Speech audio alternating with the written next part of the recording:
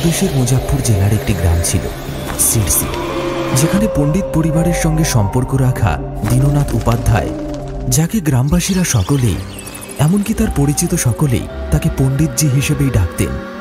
তিনি সেই সময় খুব চিন্তিত হয়ে পড়েছিলেন তার নিজের মেয়ে কিরণকে নিয়ে।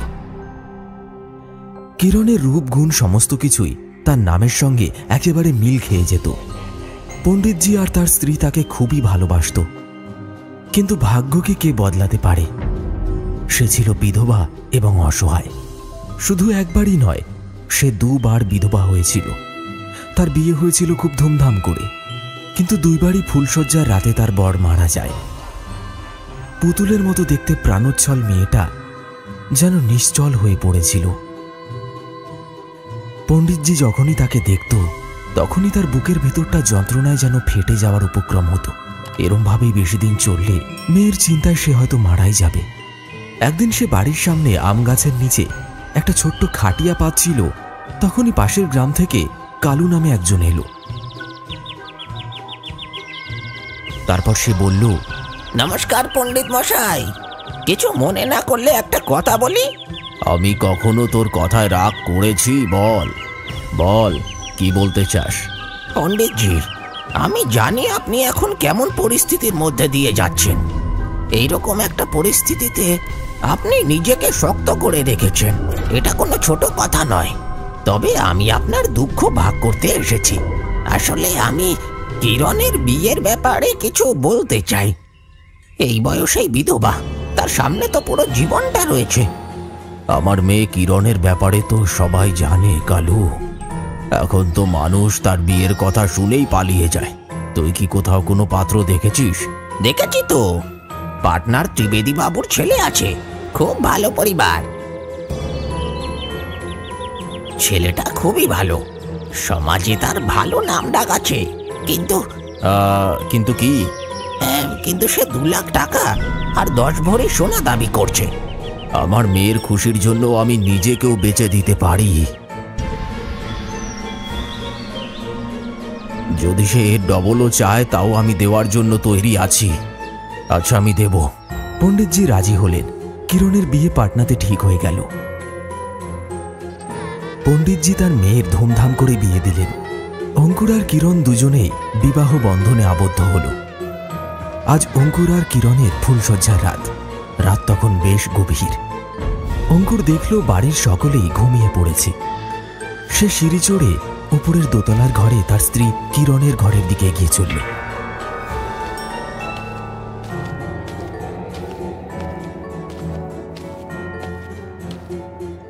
কিন্তু ঘরের কাছে পৌঁছতেই সে একটা অদ্ভুত গন্ধ পেল। ওই ঘরে একটা জানালা ছিল, যেটা খোলা ছিল, কিন্তু সেই জানলা দিয়ে ভেতরে তাকাতেই সে দেখল ঘরের ভেতর লক্ষ লক্ষ কাঁকড়া বিছে ছড়িয়ে ছিটিয়ে রয়েছে। ব্যাপারটা দেখে সে নিজেকে সামলে নিল। কিরণের শরীরটা একটা ভয়ানক পিশাচে রূপান্তরিত হলো। তার মাথায় লম্বা জটার মতো চুল, আর মুখের মাড়ির সামনের দিকে 2টো দাঁত নেই। সেই ফাঁকা দাঁতের মাঝখান দিয়ে লালার পরিবর্তে রক্ত ঝরে পড়ছে। অঙ্কুর ভয় পেয়ে সেখান থেকে পালাতে যাবে, এমন সময় তার ঘরের দরজাটা খুলে গেল। একবারের জন্য তার মনে হলো যেন প্রাণটা বেরিয়ে যাবে, কিন্তু এমন সময় কিরণ এগিয়ে এসে তার হাতটা চেপে ধরল। তারপর বলল, কোথায় গেছিলে তুমি? আমি কখন থেকে তোমার অপেক্ষা করছি, চলো ভেতরে চলো। অঙ্কুর চোখ বন্ধ করে ঠকঠক করে কাঁপছিল। তোমার কপালটা এমন ঘামে ভিজে গেছে কেন? এত ভয় পাচ্ছ কেন তুমি? এসো। কিরণ তাকে টেনে ঘরের ভিতর নিয়ে গেল।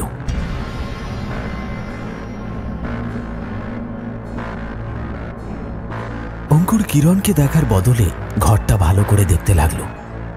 ঘরের ভেতর তারা দুজন ছাড়া আর কেউ নেই। কিরণ তাকে শুইয়ে দিয়ে ঘরের আলো নিভিয়ে দিল। সে তো ঘুমিয়ে গেল, কিন্তু আর উঠল না।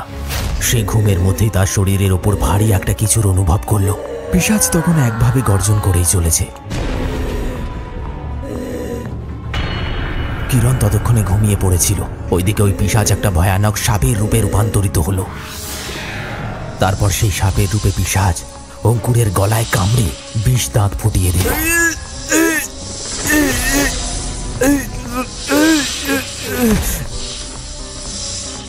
এমন সময় বাড়ির মণ্ডপের উপর দিয়ে একটা বিরাট আকার কালো পাখি চিৎকার করতে করতে উড়ে চলে গেল। সেই পাখির ডাকটা এতই ভয়ানক যে যে কেউ শুনলে তার বুকটা কেঁপে উঠবে। বড়ই ভয়ঙ্কর পাখি ছিল সেটা। অঙ্কুরের ভয়ানক চিৎকার শুনে কিরণ তড়িঘড়ি উঠে পড়ল। তারপর সে তাড়াতাড়ি আলোটা জ্বালল, কিন্তু ততক্ষণে অনেক দেরি হয়ে গেছে। অঙ্কুরের সারা শরীর নীল বর্ণ ধারণ করেছে। পার্টনার ত্রিবেদীবাবুর বাড়ির লোকের মাথায় যেন আকাশ ভেঙে পড়ল। গতকালই নতুন বউ এসেছিল, আর আজ এই দুর্ঘটনা। ভাগ্যের পরিহাস থেকে কি আর বাঁচা যায়? কিরণ আবার বিধবা হয়ে গেল। কিছুদিন সে শ্বশুর বাড়িতে থাকলো, কিন্তু শ্বশুর আর শাশুড়ির কথা সে আর সহ্য করতে পারছিল না। প্রতিদিন শ্বশুর আর শাশুড়ি তাকে একটাই কথা বলতো, তোর ব্যাপারে আমরা ঠিক কথাই শুনেছিলাম। তুই সত্যিই অপয়া। আমার ছেলেকে খেয়ে নিয়েছিস তুই, নাগিন। শেষ পর্যন্ত কিরণ আবার তার বাবা মায়ের কাছে ফিরে আসে।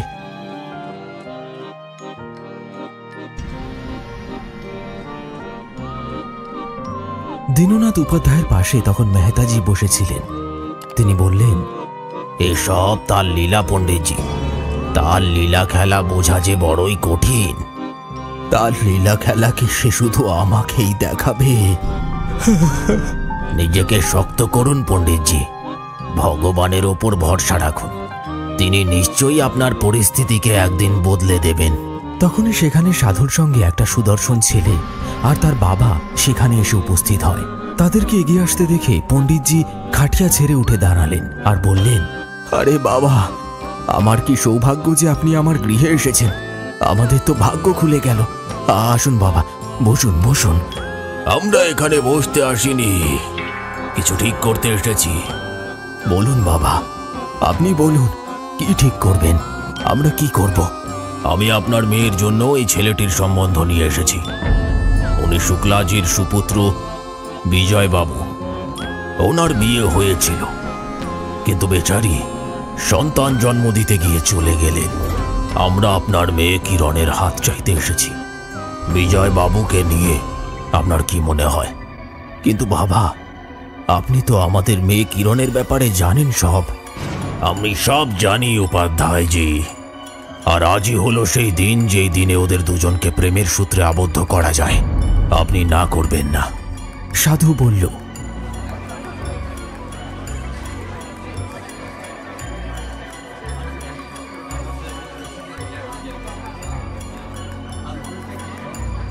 ততক্ষণে কিছু গ্রামবাসীরাও ভিড় জমিয়েছে। পণ্ডিতজি, আর দেরি করবেন না। মনে হচ্ছে বাবা আপনার কিরণের ভাগ্য খুলে দেবে। কিছু মেয়ে কিরণের হাতে মেহেন্দি পরাতে লাগলো। সবারই মনের আশা কিরণের জীবনটা সুখের হোক। রাধুনী গ্রামেরই ছিল। তাকে বলা হলো বিয়ের সমস্ত খাবার এবং মিষ্টি বানানোর জন্য, এবং সে এসেই কাজ শুরু করে দিল। কিরণ মণ্ডপে উদাস হয়ে বসে ভাবছিল এরপরে কি হতে চলেছে। তখনই বর এসে উপস্থিত হয় এবং মন্ত্র উচ্চারণের মাধ্যমে কিরণ আর বিজয়ের বিবাহ সম্পন্ন হয়ে যায়। মেয়েরা যখন বর আর বউকে ফুলসজ্জার ঘরের দিকে নিয়ে যেতে লাগলো, তখনই সাধু বাবা চিৎকার করে উঠলেন, দাঁড়াও, এই মেয়ে পিশাচ ডাইনির কবলে আছে।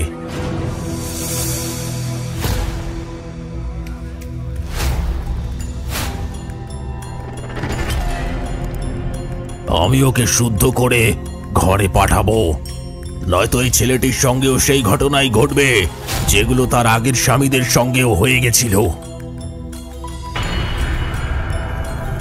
অনর্থ হবে, অনর্থ। সাধু ঝোলার ভেতর থেকে একটা লোহার দণ্ড বের করলেন। পণ্ডিতজি, রাধুনীকে বলুন এই লোহাটাকে উনুনের আগুনে লাল করতে।